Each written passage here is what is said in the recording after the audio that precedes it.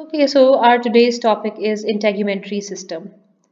Integumentary system is comprises of the skin, which is the largest organ of the body. It covers all the external surfaces.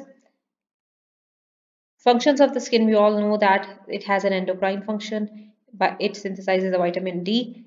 Then it has a barrier function. It prevents the microbial invasions. Then it provides a waterproof layer. It also has an immune response.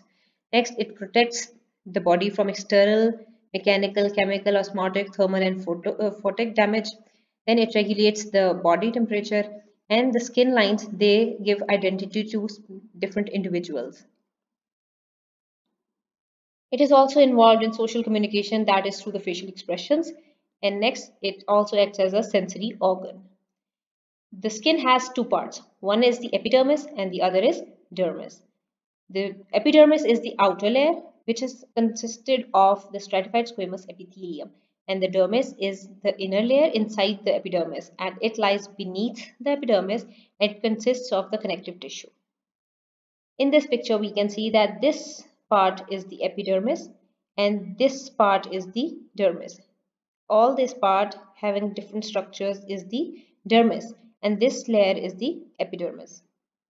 The epidermis is composed of stratified squamous epithelium, and it has 5 layers.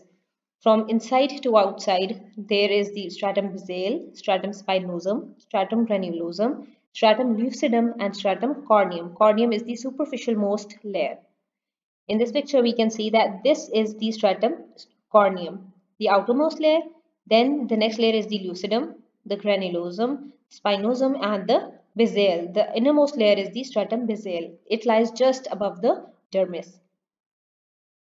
The exposed surface, the stratum corneum, has a protein called the keratin, and it is also called the keratinized epithelium. The innermost layer, which is also the basale, is also called the stratum germinativum. It has mitotic activity going on, and it is responsible for regeneration of the epidermis. One important thing is that the epidermis has no blood vessels, and all the supply or absorption of nutrients and nourishment plus oxygen is through the process of diffusion. This is the epidermis, comprised of the 5 layers. This is the innermost basal, then the spinosum, granulosum, lucidum, and the corneum. The deepest layer also has the cells called the melanocytes, which are the pigment forming cells. It forms the melanin. Melanin gives color to the skin. Next comes the dermis. Dermis lies just below the epidermis and it has 2 layers. One is the papillary layer and the other is the reticular layer.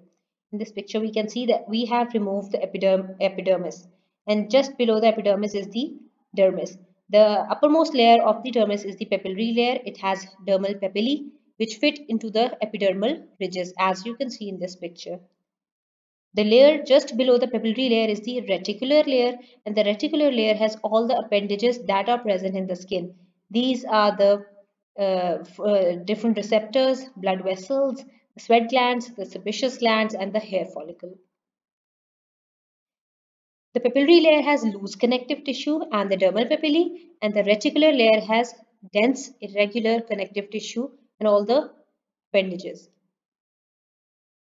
The dermis contains the blood vessels, nerve endings, sweat glands, sebaceous glands, and hair follicles, as I have mentioned before.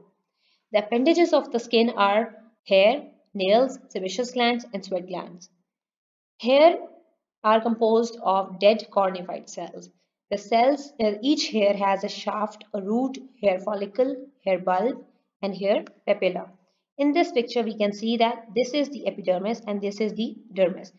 As I've told you that the hair lies in the dermis.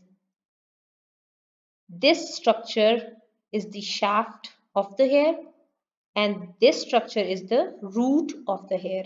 The root is comprised of hair follicle. This entire structure is the hair follicle. Now the hair follicle has a lower expanded part that is called the hair bulb. Just in the center of the hair bulb is a structure called the hair papilla, which is responsible for growth of the hair. The shaft is projecting above the skin. The root is embedded in the skin. The root is surrounded by the hair follicle. The expanded portion of the hair follicle is the hair bulb, and the base of the hair bulb has hair papilla. Now, the important part is that the hair are distributed over the entire surface of the body except for the palms, the sole, the glans penis, the clitoris, the labia minora, and the lips. Next appendage of skin is nails. Nails are horny plates covering the dorsal surface of the distal segments of the fingers and toes. Each nail has three parts: the body, the root, and the free edge. In this picture, we can see that this is the body of the nail, this is the free edge of the nail, and this part is the root of the nail, which is inside the nail fold. The nail rests on the epithelial layer, which is called the nail bed, and the thickest layer of skin beneath the nail root is called the matrix. Next comes the sebaceous glands. Sebaceous glands are also present in the dermis. The ducts of sebaceous glands open in the neck of hair follicles. Now, each hair follicle may have multiple sebaceous glands. In this picture, we can see this structure is the sebaceous gland. This is the hair, this is hair shaft, and this is root of the hair, and this is the hair follicle. So in the neck of the hair follicle opens the sebaceous gland. The sebaceous glands produce sebum, which lubricates the skin surface, and the important part is that these glands are not present in palms and sole. Next is the sweat glands. The sweat glands are numerous in the palms and soles. This is opposite to sebaceous glands. Sebaceous glands are absent in the palms and soles, and the sweat glands are many in the palms and sole. And the area on the skin where a sweat gland ends is called a sweat pore. In this picture, we can see this is the skin surface, the epidermis, and this is the dermis. This coiled structure is the sweat gland. It opens into a sweat pore on the surface of the skin. Lines of Langer are the lines which represent the elastic tension of the skin. Langer was the man who studied these lines in cadavers, and hence the name the Langer lines. These are longitudinal in the limbs and circular in the neck and trunk. Now we'll briefly discuss burns. Burns are, what is a burn? Burn is a thermal trauma, or it can be an ultraviolet, ionizing radiation, or a chemical agent trauma. There are 3 degrees of burns: the first degree, the second degree, and the third degree burns. The first degree burns are limited to the superficial part of the epidermis, and they heal without significant scarring. The second degree burns are the ones which involve not only the epidermis but the superficial part of the dermis as well. And injury due to the second degree burns causes edema and bulla formation. The third degree burns are the full thickness burns, and they involve the entire epidermis as well as the dermis plus the epidermal appendages. So a third degree burn involves the entire epidermis as well as the dermis and its associated appendages. That's all for today. Thank you.